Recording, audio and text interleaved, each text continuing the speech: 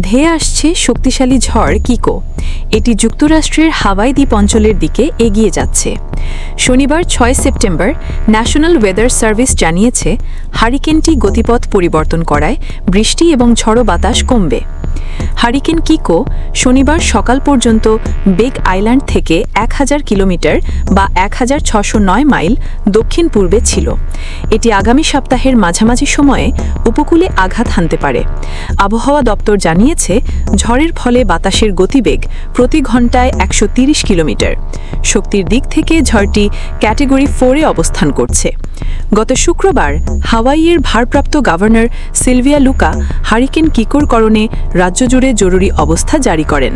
তবে গতকাল শনিবার হনুলুলুর ন্যাশনাল ওয়েদার সার্ভিসের আবহাওয়াবিদ জোসেফ ক্লার্ক বলেন, সব ধরনের জড়ো হাওয়ার ঝুঁকি কমেছে। তিনি আরও বলেন, ঝড়টি উত্তর দিকে সরে যাওয়ায় দ্বীপপুঞ্জের ওপর সাধারণত স্বাভাবিকের চেয়েও কম বাতাস বইছে।